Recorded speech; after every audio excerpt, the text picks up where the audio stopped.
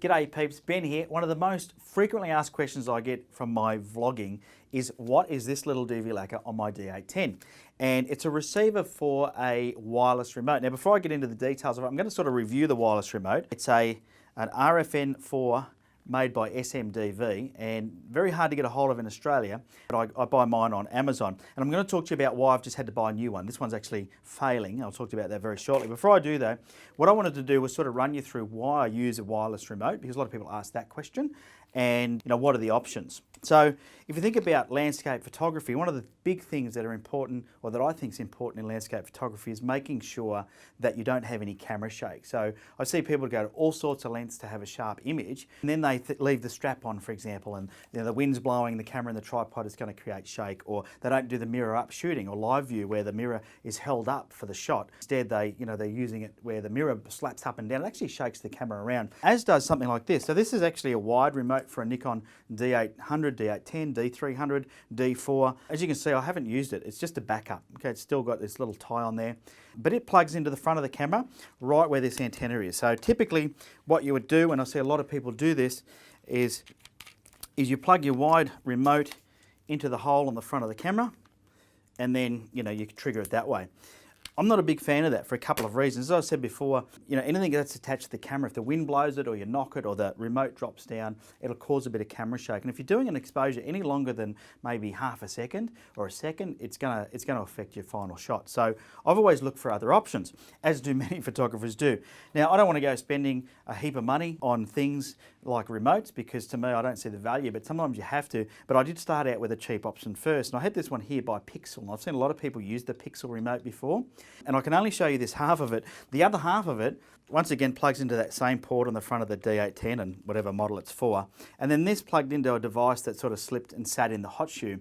The problem with that was that I had to take it off every time it went back in the camera bag, and so I didn't like that, and it was a bit cheap and plasticky too. And the reason I can't show you the other half is because one day, taking it off to put it back in my camera bag, I was doing a seascape. The receiver actually dropped down between a couple of rocks into a chasm of ocean that I was never going to get it back from, so it's gone. The same thing happened to the rear battery cover on this controller.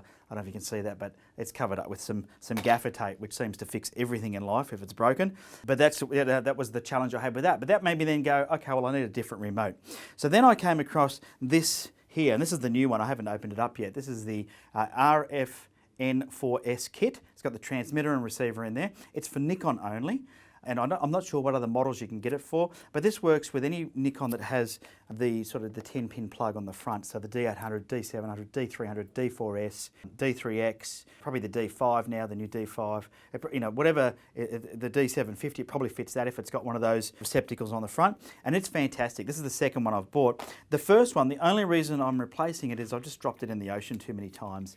It's got a lot of corrosion in there, and every now and then I'll get in there with some sandpaper and clear out all the contact points, and it works again. I'm finding more often than not it's not working, and it's quite frustrating when I'm out on a shoot and I press the button and it doesn't work. So this one's been giving the old 86. I'll keep it as a spare, and I'm going to use this brand new one. So I thought what I'd do is I'd sort of unbox this here now for you on the video so you can get an idea of what comes in it. I bought it on Amazon. I think it was about $80, $90 delivered to my house.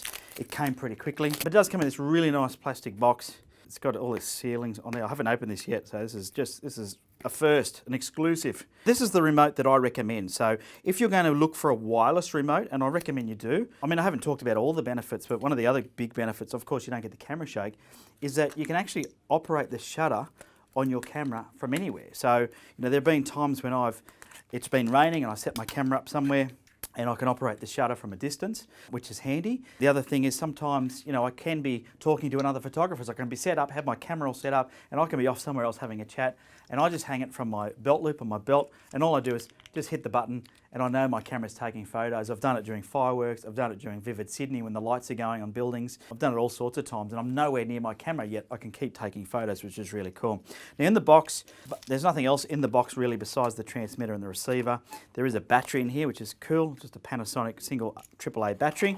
And then in the back here, there's a bag, which is kind of nice. Instruction manual, so an instruction manual there. A little carry case if you're going to use it. I've never used the carry case, but you can see it's branded. And that's pretty much it. There's nothing else in the box. They do give you this little strap, which is a strap that goes through the top of the remote, and it's one of those straps so you can put it around your wrist. As I said before, what I've done is I've gone and got myself when I was travelling New Zealand, which is a fabulous place for photography, I went and bought myself a keyring that had a carabiner on the top, and then I clipped that to my belt loop, and then that way I know that my camera is always ready to go. I've got the trigger on there. If I've got my actual my backpack on, my camera backpack, I might clip it onto one of the D shackles on there, and that way I've got it there, especially if I'm wading through any water, because I now know that they don't like water very much. Pretty easy to set up. This is a good thing I like about it, and this is one of the big pluses with this remote is I'm going to put this new remote on now. I'll just wind it in there. That's the receiver on. Okay, it's now on. There's a flashing red light there. I don't know if you'll be able to spot that. That means it's getting powered. The good thing about this receiver, it's powered by the camera's battery. To turn it off, you just hold the button down, it turns it off. To turn it back on, you just do the same thing. The other good thing about this is you can program the frequency, and I recommend you do that. And I learned that the hard way. I was out shooting one time with a bunch of other photographers at sunset. My camera was taking a whole bunch of photos that I wasn't in control of. It was because somebody else had the same remote. It was actually the Pixel remote on the exact same frequency, which is how it ships factory. So what I suggest you do as soon as you get your remote, just switch it straight away to a different frequency, and that way you know you're not going to get any interference. So it's as simple as that. Put your battery in, which I'll do now. So you've got your AAA battery, put that in, it shows you how to do that. You clip this back on the back, like so.